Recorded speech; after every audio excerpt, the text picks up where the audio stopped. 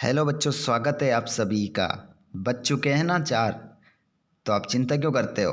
आपको चिंता नहीं करना है, आपको चिंतन करना है। 4 बज चुकी है तो हम भी आ चुके हैं आप लोगों के लिए लाइव क्लास लेकर। ये आ चुका है आज का नया पेपर, बिल्कुल फ्रेश पेपर है। 1 से लेकर 23 तक पूरा क्वेश्चन पेपर हम देखेंगे। बस आप सभी जुड़ जाइए लाइव क्लास में। कल तो हमारी एक लाइव क्लास हमने जो ली थी 4 बजे, एक बच्चा बहुत ही प्यारा सा कमेंट कर रहा था, सर आप बीच बीच में बातें ना करें, हमारा मन नहीं लगता पढ़ाई करने में। देखिए, अब मैं अगर कोई भी बात करते हैं तो मतलब है ना, कितना बच्चा मन लगा के पढ़ रहा है बेचारा, है ना। तो मैं थोड़ी बहुत कुछ बात कर लेता हूँ ना, आप लोगों से बोल देता हूँ कि कमेंट वगैरह करिए, है ना। तो बच्चा कह रहा था कि मेरा मन नहीं लगता पढ़ने में, आप बीच बीच में बातें ना करें। तो भैया बात नहीं करेंगे, अब आज से बात बंद। तुम पढ़ो, है ना। तुम्हें सिर्फ चिंता नहीं करना है, तुम चिंतन करोगे इस वीडियो के माध्यम से। चलिए, तो बिल्कुल भी आप लोगों से आज कुछ भी नहीं कहूँगा कि आप लोग अपने दोस्तों को शेयर करो, लाइक करो, सब्सक्राइब करो। बिल्कुल नहीं कह रहा हूँ मत करिए, एक भी नहीं करेगा, कोई भी मत कर देना। ठीक है, चलिए स्टार्ट करते हैं बिना देर किए। अगर मेहनत अच्छी लगे ना तो लास्ट में ज़रूर करके जाना और बता कर जाना कि वीडियो में भाई साहब दम थी, दिमाग का दही कर दिया। और इस प्रकार का यदि पेपर आ गया तो क्या हम 32 ऑब्जेक्टिव में कितने सही कर पाएंगे। लेकिन ये 32 ऑब्जेक्टिव नहीं बताऊंगा, अभी मैंने बताया पूरा पेपर है ये, है ना। अब ये मत कहना क्या यही पेपर आएगा, ये मत कहना इससे बाहर नहीं जाएगा। अरे कहाँ से बनेंगे क्वेश्चन? मैं इतने पेपर लेकर आ चुका हूँ, कहाँ से बनेगा भाई पेपर? कहाँ से एक भी ऑब्जेक्टिव गायब नहीं होगा? कहाँ से आएगा? कहीं से नहीं आएगा, यहीं से आएगा। बस इसको लास्ट तक देखना। अब भैया ऐसा तो बताना पड़ेगा, बच्चे तभी तो पढ़ पाएंगे, क्योंकि हमारे बहुत सारे ऐसे बच्चे हैं मैथ्स बायो कॉमर्स वाले जिन्होंने 6 महीने स्टडी तो कर ली, लेकिन हिंदी तो वो इस भरोसे में है कि हम लास्ट के 7-8 दिन में हिंदी को तो कवर यूं यूं चुटकी में करके फेंक देंगे। उनके लिए तो लाना पड़ेगा मेरे भाई, तो उनको बताना पड़ेगा। तो तुम चिंता ना करो, सिर्फ चिंतन करेंगे। चिंतन का मतलब करना है, सोच विचार करना। ठीक है, चलिए आ जाइए सभी कक्षा 12वीं वाले बच्चे आ चुके हैं आप लोगों के लिए यहाँ पर फिर एक और क्लास लेकर, हिंदी की कक्षा 12वीं। चलिए, प्रश्न नंबर पहला, आत्म परिचय कविता किस गीत संग्रह से ली गई है? तो इसके ये जो संग्रह लिया गया है वो लिया गया है हरिवंश राय बच्चन के निशा निमंत्रण से। आपका करेक्ट आंसर हो जाएगा निशा निमंत्रण। अगला प्रश्न, करुण रस का स्थायी भाव शोक। सही है ना? सही बता रहा हूँ कि नहीं? आंसर बताइए। लाइव क्लास में देखिए, मेरा मन जब लगता है कि आप सभी बच्चे, मुझे लगना चाहिए कि आप सभी को जो भी मैं प्रश्न बता रहा हूँ वो समझ में आ रहे हैं, तो मज़े आएंगे बच्चों, नहीं तो मज़े नहीं आएंगे। बीच में मुझे आप लोगों को एक्टिव करने के लिए बात करना पड़ता है, आप लोग जवाब नहीं देते हैं तो मैं आप लोगों को किसी न किसी प्रकार से तो मुझे याद करवाने हैं आप लोगों को, तो मैं तो याद करवा कर ही छोड़ूंगा। अब जो कुछ बच्चे ऐसे हैं जो 6-7 महीने से हिंदी को पढ़ रहे थे तो उनका हिंदी विषय बहुत अच्छा है, लेकिन कुछ तो कमज़ोर हैं, तो उनको भी आप लोगों के बराबर में तो लाना पड़ेगा। ठीक है बच्चों, तो आप सभी जवाब दें कमेंट बॉक्स में, है ना। भक्तिन संस्मरणात्मक रेखा चित्र इनमें से किस संकलन में संकलित है? बताइए। भक्तिन जो पाठ लिया गया है ये संस्मरणात्मक रेखा चित्र है, इसमें किस संकलन से लिया गया है? तो महादेवी वर्मा के किस संकलन से लिया गया है? तो भक्तिन जो पाठ लिया गया है वो लिया गया है स्मृति की रेखाएं। स्मृति की रेखाएं महादेवी वर्मा जी की रचना है, उसमें से आपका भक्तिन पाठ कक्षा 12वीं का पहला गद्य खंड का पाठ लिया गया है। आप चिंता ना करें बच्चों, आप लोगों के लिए एक से एक रोज डेली यूनिक क्वेश्चन लेकर आ रहा हूँ, ऐसे क्वेश्चन लेकर आ रहा हूँ कि आप लोगों का कहीं से क्वेश्चन गलत नहीं होगा। बस अपने हाथ में कॉपी पेन रखिएगा और अच्छे से नोट करते चलिए। अगला क्वेश्चन है, सतिया का अर्थ है। तो सतिया का जो अर्थ होता है बच्चों वो होता है, बताइए, स्वास्तिक चिन्ह होता है या विराम चिन्ह होता है या पूर्व चिन्ह होता है या उद्धरण चिन्ह होता है? बताइए जल्दी से बता दीजिए मुझे क्या होता है, स्वतिया का क्या अर्थ है? तो सतिया का जो अर्थ है वो हो जाएगा आपका, बता दूँ आंसर? बोल दो, जल्दी से बोल दो। हाँ सर आप ही बता दो, हमें थोड़ा सा इसमें डाउट लग रहा है। कमेंट बॉक्स में, लाइव चैट में जवाब दे दीजिए। लेकिन मुझे ये ज़रूर कमेंट करके आप सभी बता दें कि आप लोग इस वीडियो को देख कहाँ से रहे हैं। ऐसी थोड़ी सी मुझे बात करनी रहती है आप लोगों से, ताकि आप लोगों से जान पहचान हो जाए। वैसे आप मुझे तो नहीं देख पा रहे हैं, देख पा रहे हैं क्या? कौन कौन देख पा रहा है बताइए?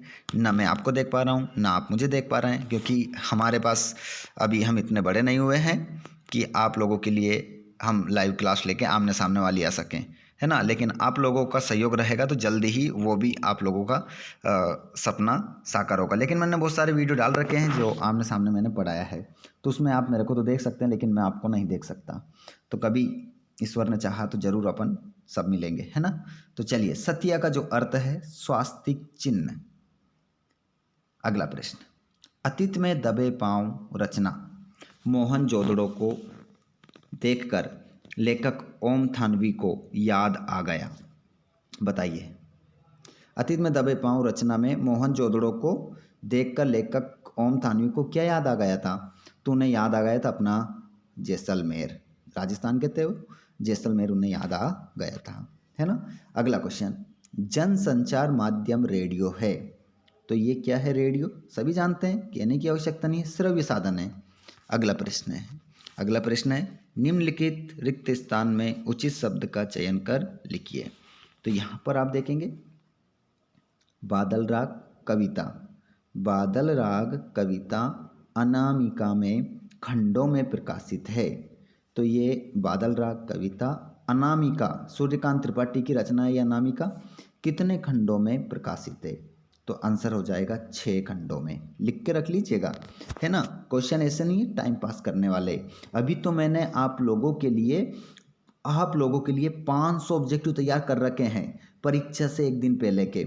उनमें ये ऑब्जेक्टिव भी सब रहेंगे, है ना, और कुछ यूनिक रहेंगे। ऐसे यूनिक रहेंगे कि आप लोगों ने उनको पढ़ भी रखा है, लेकिन आप लोगों के लिए मैं सुपर फास्ट रिवीजन लेकर आने वाला हूँ। क्या लेकर आने वाला हूँ? सुपर फास्ट रिवीजन परीक्षा से 2 दिन पहले, जिससे आपकी तैयारी में 4 चांद लग जाएंगे। यूँ मान के चलिएगा कि एक भी ऑब्जेक्टिव आपका आउट नहीं होगा। आप चिंता ना करें, सिर्फ चिंतन करेंगे, है ना। चलिए अगला क्वेश्चन, नागार्जुन के कवि हैं।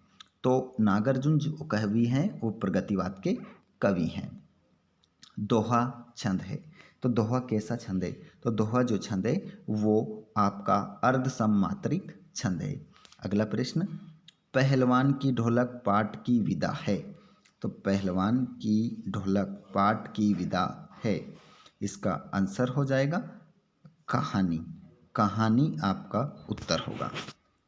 जब मूल वाक्य के साथ एक या अधिक वाक्य और भी मिले होते हैं तब वह वाक्य कहलाता है। तो वह वाक्य जो कहलाता है मिश्र वाक्य आपका हो जाएगा। अगला प्रश्न, सौंदलगेकर मास्टर पढ़ाने आते थे। तो सौंदलगेकर जो मास्टर थे वो कौन सी भाषा को पढ़ाते थे? मराठी पढ़ाते थे। चलिए अगला प्रश्न का उत्तर आप मुझे बताएंगे। स्तंभ लेखन का प्रमुख रूप है, बताइए इसका आंसर क्या होगा? इंतजार कर रहा हूँ सभी का, तब तक थोड़ा गले में थोड़ी दिक्कत है तो वो ठीक हो जाएगी। बताइए जल्दी से जवाब, सभी बता दीजिए। सकारात्मक, विचारात्मक, नकारात्मक, तीनों ऑप्शन में से आपका आंसर क्या होगा बताइए। इंतज़ार कर रहा हूँ मैं, जल्दी से बता दीजिए। सभी का आंसर लाइव क्लास में आ जाना चाहिए, प्रत्येक बच्चे का जवाब मिलना चाहिए। तो इसमें आपका आंसर हो जाएगा विचार परक करेक्ट आंसर है। कुछ बच्चे कमेंट बॉक्स में जवाब दे रहे हैं, कुछ नहीं दे रहे हैं। तो भैया आप लोगों को क्या दिक्कत है, क्या समस्या है, क्यों नहीं देते हो? जब तक बोलोगे नहीं तब तक बिकोगे नहीं। समझ में आ रही बात, है ना। कहते हैं ना, बोलने वाले के तो बुरे भी बिक जाते हैं, है ना। आप बोलोगे नहीं तो बिकोगे नहीं। आपने जब आपने देखा होगा ना, सब्जी लेने जाते हैं आप लोग, हैं, कहीं पर मंडी में जाते हैं सब्जी लेने के लिए, तो जो ज़ोर ज़ोर से चिल्लाता है, कोई भी जो भी वो बेचता है तो ज़ोर ज़ोर से चिल्लाता है, तो उसके उसके ठेले के पास बहुत ज़्यादा भीड़ लगी रहती है ना। और जो व्यक्ति चुपचाप बैठा रहता है उसके पास कोई नहीं जाता है। जब तक आप भी हल्ला गुल्ला ना करोगे भैया कमेंट बॉक्स में, तब तक आप कैसे बिकोगे बताओ, कैसे कोई भी चीज़ आपके या आपके पास आएगी, है ना। तो चिल्लाओ, कमेंट बॉक्स में प्रत्येक बच्चे का कमेंट आना चाहिए, छप जाना चाहिए, तभी तो मज़ा आएगा। हाँ बिल्कुल, अब हंसो मत, हंसना बंद करो, गजब ही करते हो। हरिवंश राय बच्चन, हरिवंश राय बच्चन किससे मिलाओगे, मिला दो, हालावाद के प्रवर्तक हैं। उपमेय की उपमान से श्रेष्ठता बताई जाती है तो वहाँ पर व्यतिरेक अलंकार होता है। तुषारपात ओले बरसना, Shirish ke phool Hazari Prasad Dwivedi, somehow improper Yashodhar Babu कहते थे। रेडियो नाटक की अवधि 30 मिनट से 60 मिनट तक होती है। चलिए आगे बढ़ते हैं। ओके, सभी के कमेंट देख रहा हूँ, क्या शानदार कमेंट करते हो यार आप, है ना।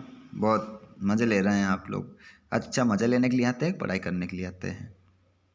चलो ठीक है, बहुत ही शानदार तैयारी आपकी चल रही है, एक से एक खतरनाक वीडियो डेली देख रहे हैं आप लोग, ठीक है।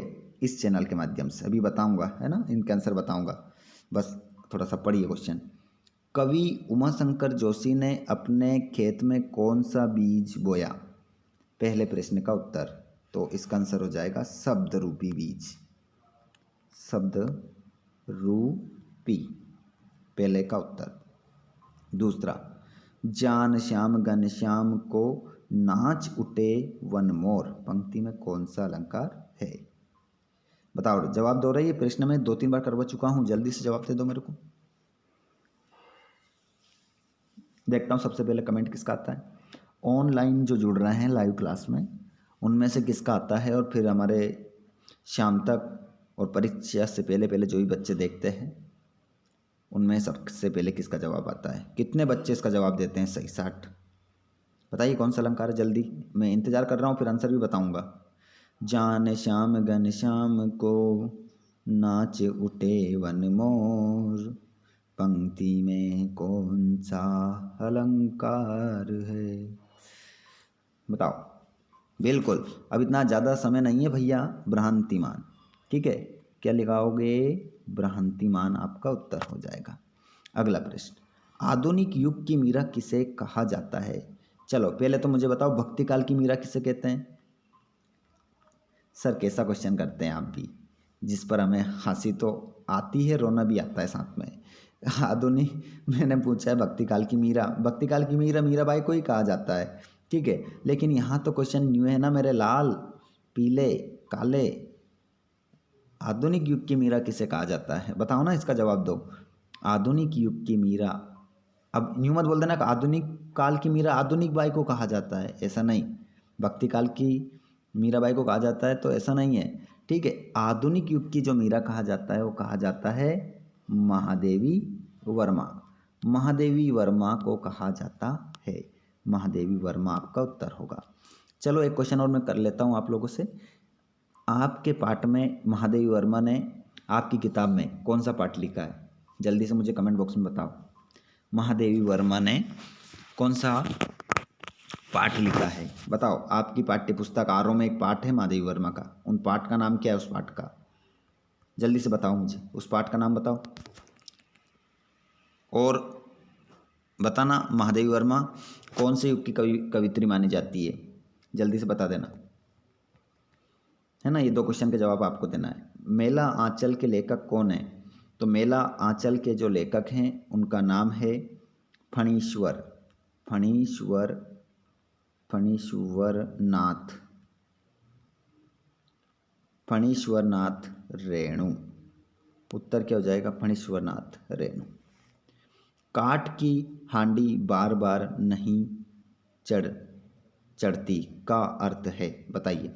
काठ की हांडी बार बार नहीं चढ़ती, इसका मतलब है, इसका अर्थ होता है एक छल कपट, क्या होगा? छल छल कपट, छल कपट बार बार काम नहीं आता। छल कपट बार बार काम नहीं आता, मतलब छल कपट से बार बार काम नहीं चलता। उसी प्रकार काठ की हांडी बार बार नहीं चढ़ती। आनंद यादव का मन किस बात के लिए तड़पता था? तो आनंद यादव का मन पढ़ाई करने के लिए, क्या बोलेंगे, पढ़ाई करने के लिए तड़पता था। प्रदेश के किन्हीं दो लोकप्रिय समाचार पत्रों के नाम लिखिए। तो दैनिक जागरण, क्या लिखेंगे, दैनिक जागरण और दैनिक भास्कर। दैनिक भास्कर आप लिख सकते हैं, ठीक है। उसके बाद देखिए सत्य असत्य देखेंगे। सत्य असत्य भी देख लीजिए यहाँ पर। पहला वाला बताओ। आसमान में उड़ते बगुलों की पंक्ति कवि की आंखें चुराए लिए जा रही थी। बताओ इसका आंसर क्या होगा, सत्य या असत्य? इंतजार करूंगा मैं आप लोगों का। बताइए, जल्दी से बताइए। बिल्कुल, पहला क्या हो जाएगा आपका, सत्य।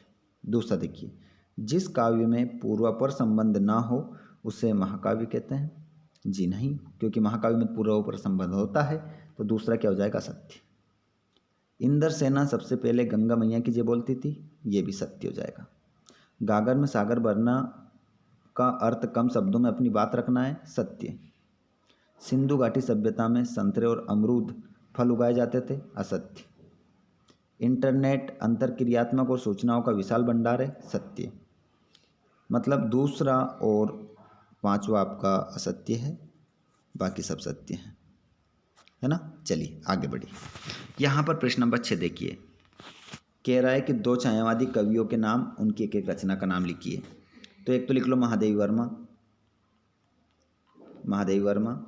एक लिख लो जयशंकर प्रसाद।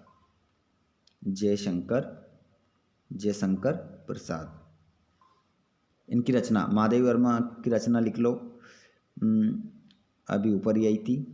अतीत के चलचित्र लिख लो, यामा लिखो ना तुम तो, सीधी सी बात, यामा। और जयशंकर की लिख लो कामायनी। एक एक का ही बोला है, कामायनी, ये हो गई कामायनी। आगे बात करो।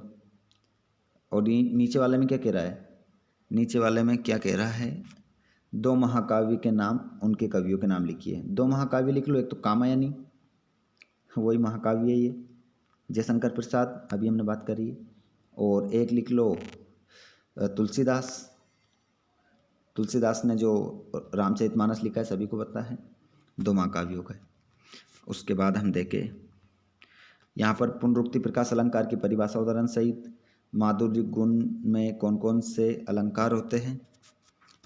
आगे देखिए, आत्मकथा और जीवनी में अंतर, ये सब प्रश्न आपसे बन जाएंगे आराम से, बिल्कुल बन जाएंगे, बहुत ही सरल रहेगा। इसमें से देख सकते हैं आप, कवि परिचय, जीवन परिचय, कान का कच्चा होना, आटे दाल का भाव मालूम होना, कालाक्षर भैंस बराबर, कमर कसना, मैदान मार लेना।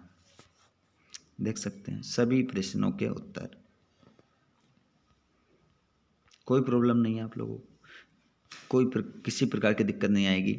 संदर्भ प्रसंग आप बना ही लोगे, नहीं बन पाता है तो कमेंट करके मुझे बता देना, मैं आपको सेंड कर दूंगा। कई वीडियो हमने डाले हैं, उसमें आपको बताया है, देख सकते हैं। क्वेश्चन नंबर 22, आपके नगर में चोरी की बढ़ती हुई घटनाओं को देखते हुए नगर के पुलिस अधीक्षक को पत्र लिखकर गश्त बढ़ाने हेतु आवेदन पत्र लिखिए। ये आपका रूपरेखा सहित निबंध है, ठीक है। यहाँ पर आप सभी बच्चे ध्यान देंगे। तो ये हमारी लाइव क्लास यहाँ पर समाप्त कर दें क्या, 20 मिनट की हो चुकी है लगभग। बताओ क्या इच्छा है आप लोगों की, आगे और पढ़ना है क्या? आज के लिए काफ़ी रहने दें, चलो ठीक है, मिलते हैं। आप सभी का प्यार दुलार इसी प्रकार बने रहें इस चैनल के साथ। बहुत आगे तक आप लोगों ने बढ़ाया है, साथ दिया है, आगे भी इसी प्रकार देना। लव यू गाइस, धन्यवाद, थैंक्स फॉर वॉचिंग।